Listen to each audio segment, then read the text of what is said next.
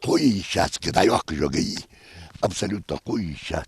Чуть по бокам и сверху Магомед Кадзоев этим деревьям словно делает окантовку. Фермер сравнивает процесс со стрижкой в парикмахерской. Обрезка деревьев очень важная процедура, говорит аграрий. Га свободно хализ. Мал активен.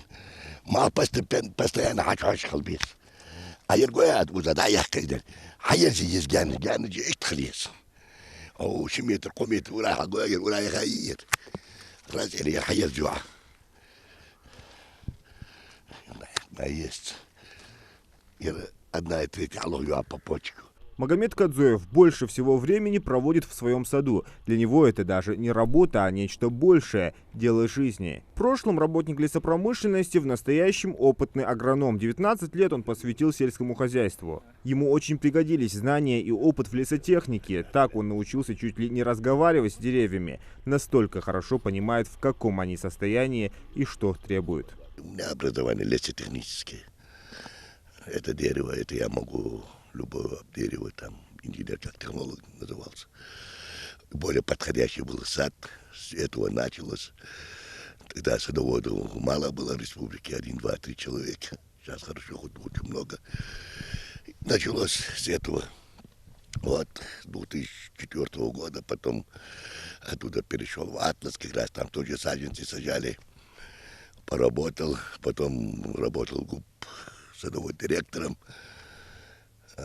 Потом надоело далеко ездить, то в Троицк, Снестеров. Тогда Магомеду Аббасовичу выделили землю, и агроном начал свое дело. Открыл КФХ, закупил саженцы и вырастил первый урожай. Так дело и пошло. Летом и весной на его грядках можно найти практически все из ягод и овощей. В этом году Магомед впервые посадил клубнику, а его малина славится на всю округу. На 8 гектарах также раскинулись и фруктовые деревья. У нас посажено около 4000 саженцев. Это яблоки, груши и черешни. Это малина у нас чуть дальше.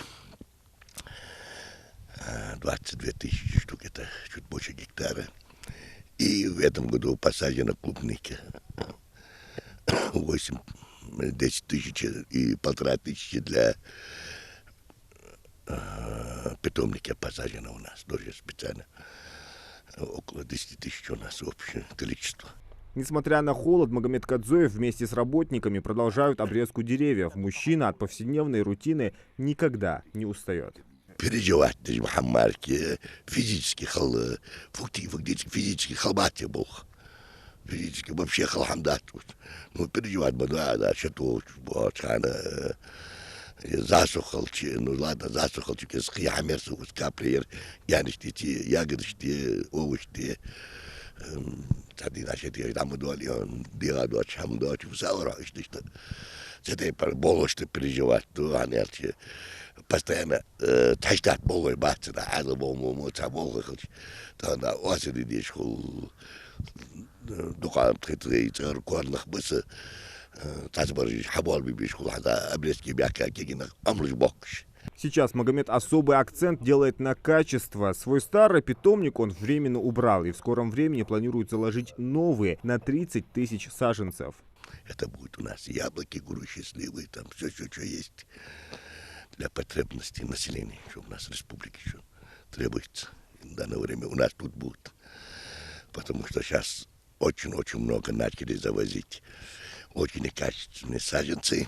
Магомеду больше 60. Всю основную работу он выполняет в саду сам, без чьей-либо помощи. А голос Магомеда Кадзоева стал визитной карточкой. Его даже называют ингушским Луи Армстронгом. По голосу говорят, это хорошо, узнают сразу. Никого не обманешь по телефону, как позвонит сразу, говорит: о, Магомед, ты, да. Узнают сразу, это хорошо.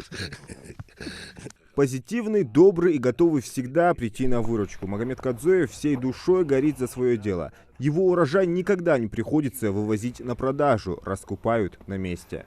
Малина в пределах 2-3 тонны мы спокойно год продаем. Мы ни разу никуда не увозили.